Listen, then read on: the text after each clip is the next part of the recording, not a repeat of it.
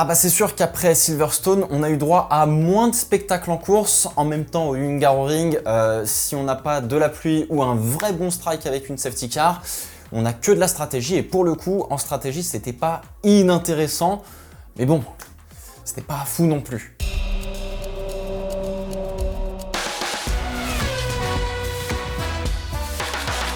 Salut tout le monde, bienvenue dans le Fast 5, 5 réactions sur le Grand Prix de Hongrie 2023 de Formule 1 avec de la surprise, un record battu et un retour bien réussi. Bon, on s'est pris une vague de Daniel Ricciardo pendant une semaine sur les réseaux sociaux. Je pense que même si on adore le pilote, tout le monde a au moins frôlé l'indigestion tellement on en a fait des caisses et des caisses et des caisses. Ricciardo chez AlphaTauri jusqu'à la fin de la saison, probablement même 2024, pour potentiellement un baquet pour 2025 chez Red Bull à la place de Perez. C'est un petit peu ça l'enjeu de son retour. Le timing est absolument Netflixien, comme on dit, puisque ça a fait que Perez s'est mis au tas comme un débutant en clipant l'herbe sur son premier tour lancé en Free Practice 1, donc au tout début du week-end.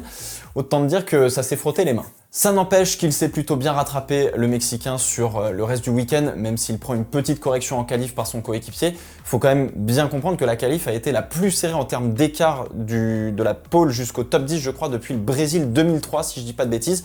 Donc bon, une mini-erreur et hop, t'es très loin. Bref, pour Ricciardo, son retour fait toujours vraiment plaisir, ça détendra un petit peu l'atmosphère, mais ce qui nous intéresse quand même, c'est le sportif. Alors, je pense que la situation est assez simple jusqu'à la fin de la saison, où il se fait rentrer par Tsunoda et donc Ricciardo est quand même définitivement rincé après l'épisode McLaren et Renault.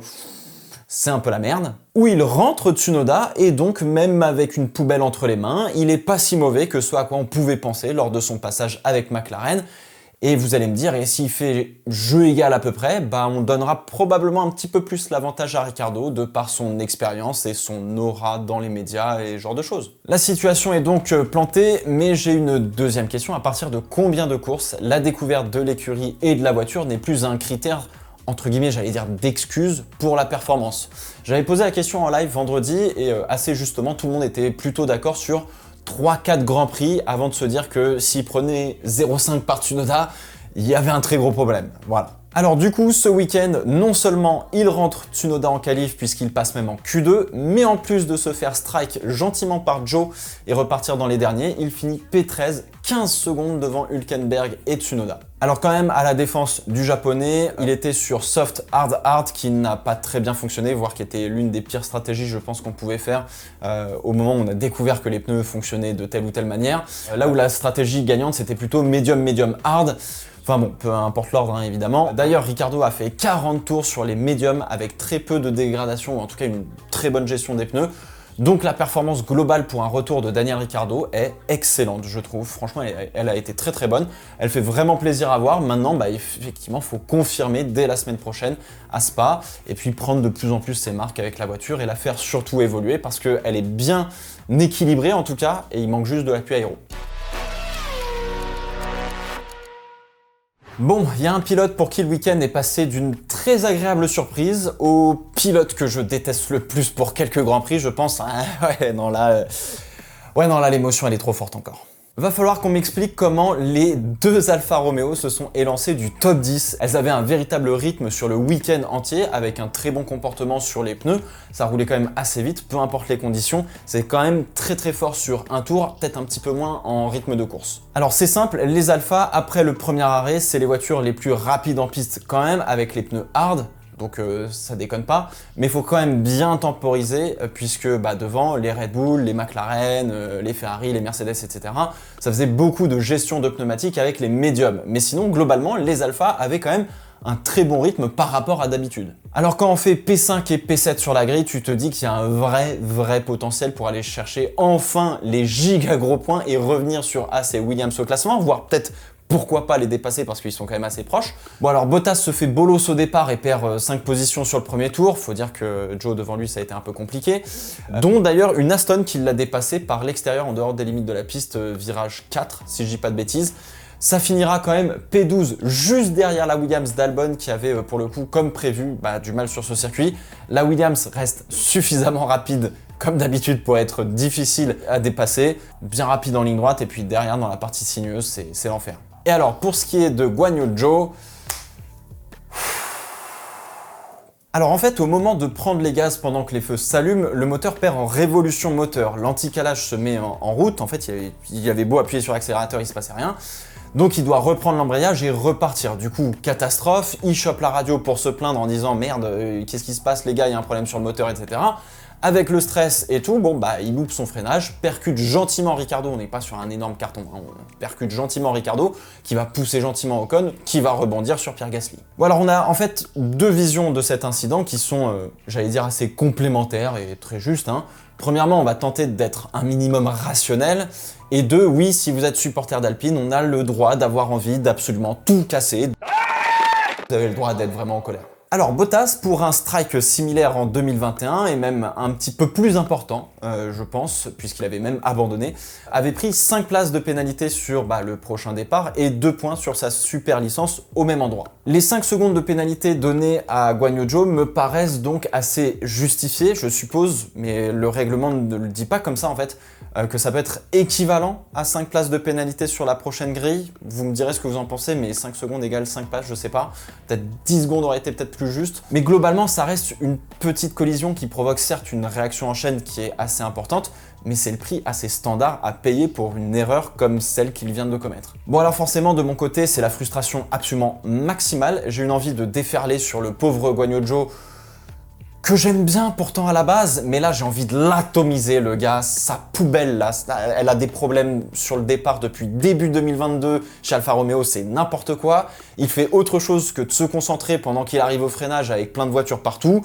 Boum, et tout ça pour faire quoi? Pour faire P16 à la fin avec un vieux medium hard très loin de fonctionner, quand en plus de ça il avait une bonne voiture pour une fois. Ça rend fou, ça rend fou, ça rend fou. C'est juste le deuxième double DNF pour les Alpines en 2 courses, 3 fois que les voitures françaises finissent pas un Grand Prix cette année.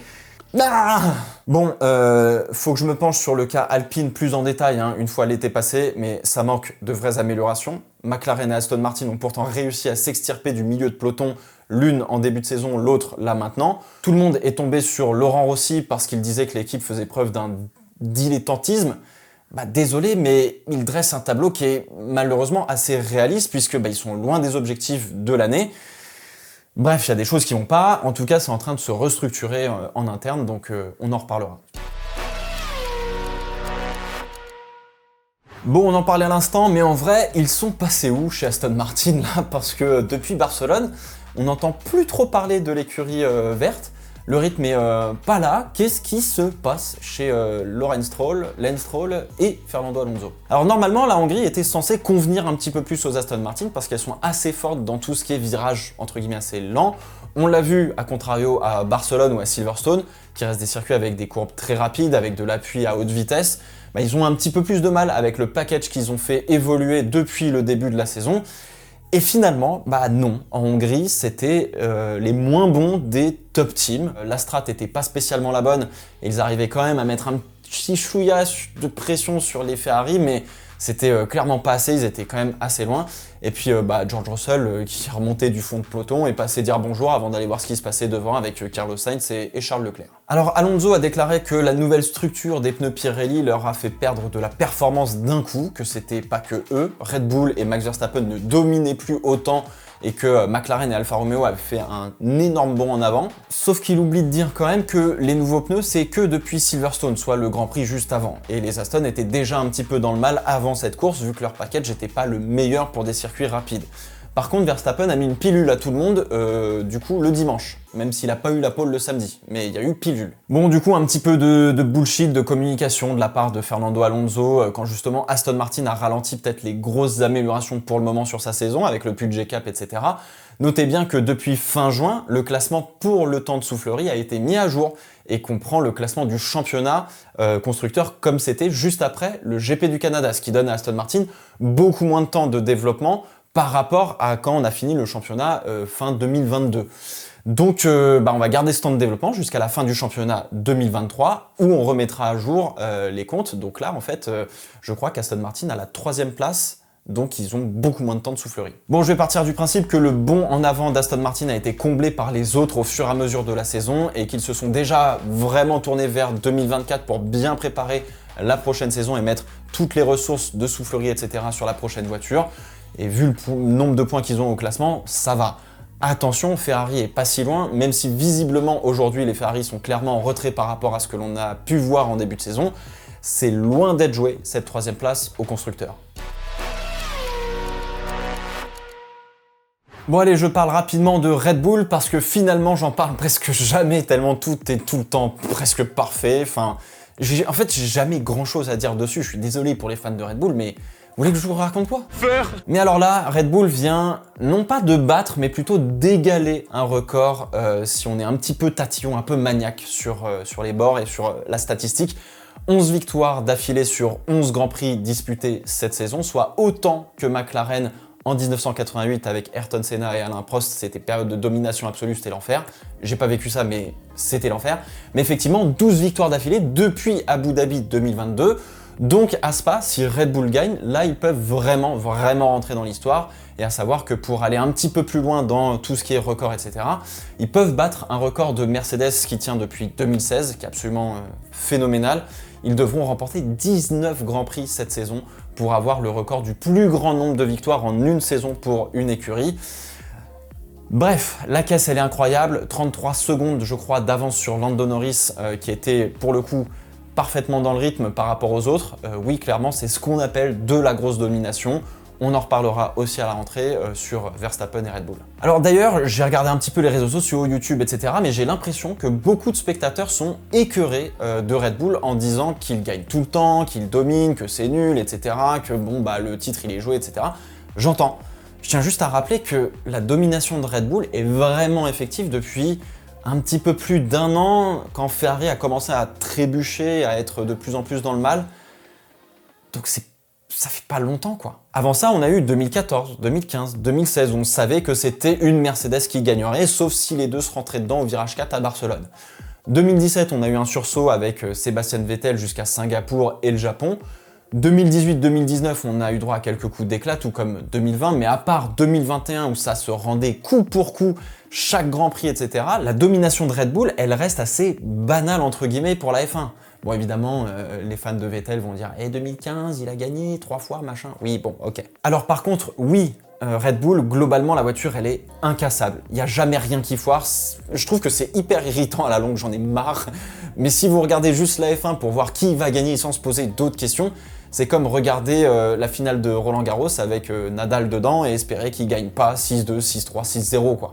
Ou que vous regardez que le premier set, ou que vous regardez que le premier jeu en disant bon bah c'est bon, il a gagné. On a cette saison quand même plein de choses hyper intéressantes avec Aston Martin en début de saison qui sort de nulle part, Mercedes et les pontons qui finalement arrivent à résoudre des problèmes, Ferrari où c'est toujours un peu la sauce, McLaren qui est revenu d'un coup. Enfin je veux dire, si vous vous ennuyez, vous regardez qu'une infime partie du sport et c'est vraiment dommage. Bon, après vous me direz, au moins vous n'êtes pas dépressif comme les tifosi ou maintenant bah, les fans d'Alpine dont je fais partie. On va espérer que ça aille mieux. Allez, 5e et dernière réaction termine avec la très bonne surprise que personne n'attendait pour le coup, et Lando Norris non plus n'attendait pas ça. McLaren, encore une fois. Alors on s'était dit que le package de McLaren fonctionnerait très bien effectivement sur des circuits à faible appui aérodynamique avec beaucoup de vitesse comme Silverstone, comme ça ce sera le cas pour Spa-Francorchamps ou Monza, et que le Hungaroring ça allait être vraiment difficile, et bah du coup le package de McLaren fonctionne parfaitement sur un circuit sinueux et avec des fortes chaleurs, donc on est complètement à l'opposé de ce qu'on a vécu à Silverstone il y a 15 jours. Oui, McLaren aujourd'hui fait bien partie de ce qu'on pourrait appeler le Big Five entre guillemets, ils auront probablement quelques courses un peu difficiles jusqu'à la fin de la saison, mais maintenant je vais les positionner très clairement dans ce top 5 avec les 4 autres top teams à batailler à armes égales entre guillemets. Voilà, ils ont rejoint Aston Martin, ce que devait faire Alpine d'une certaine manière. La qualif, bon bah rien à dire, c'est presque parfait, il manquait pas grand chose pour la pole position de Lando Norris, ils sont dans le coup avec les deux voitures. Pour la course, ils ont été au point stratégiquement, que ce soit pour Norris ou Piastri, on a protégé quand il fallait protéger, etc. Piastri a été un crack absolu. Piastri, c'est 11 Grands Prix, aucune erreur, dans le rythme de Lando Norris chaque week-end, lorsqu'il a la même voiture et pas avec des améliorations différentes, etc. En course, la défense sur Pérez, elle est absolument excellente. Il se décale assez tard pour protéger, mais c'est tout à fait acceptable. Il sous-vire puisque les pneus sont pleins de marble, hors trajectoire c'était l'enfer, donc il pousse sans trop le vouloir Pérez sur l'extérieur, mais c'est propre. Et il lâche rien dans le T2 contre un Pérez plus autoritaire. Rien à dire, c'est de la belle course, c'est de la belle défense, il casse pas la voiture, il la ramène, il marque des points, il fait tout ce qu'il faut. Norris a résisté à Pérez à la fin, la McLaren a réussi à la fois à tartiner bien comme il fallait en début de relais sur le dernier relais et a fait tout ce qu'il fallait pour conserver la gomme. Alors oui, il finit à 33 secondes de Verstappen, mais il garde une Red Bull derrière et une Mercedes qui a souffert toute la course sauf sur la dernière partie de course. Donc c'est quand même pas mal. Le deuxième arrêt de Piastri est une masterclass stratégique de la part de McLaren. Ils voient Pérez qui revient sur Hamilton, ils savent que Red Bull va vouloir undercutter Hamilton, donc ils prennent la décision de s'arrêter avant que Pérez ne le fasse et sautent directement les deux voitures. Du coup, Pérez et Piastri sont au stand au même moment, derrière la Red Bull allait dépasser quoi qu'il arrive. Tout ça a obligé Lewis Hamilton à allonger son relais pour tenter de revenir en fin de course, et effectivement, ça a marché, mais pas assez. Faut dire que c'est la première fois que Piastri doit gérer autant les pneus. C'est tout nouveau pour lui de gérer autant la gomme. Donc c'est normal qu'il ait ce drop de performance en fin de course, ou en tout cas peut-être en milieu de course après le premier relais. Donc il y a encore plein de choses à apprendre. C'est que son 11e Grand Prix et il est déjà en train d'essayer de jouer le podium. Bref, 40 points dans la vue d'Alpine. Bisous, j'ai envie de te dire. Ils ont un petit peu moins du double de points à rattraper sur Ferrari, mais si ça continue sur cette lancée, attention encore, la P4 du championnat est pas si loin que ça, surtout si Ferrari continue à avoir du mal en termes de rythme, en termes de strat, ils tentent des choses, etc. Mais c'est quand même compliqué.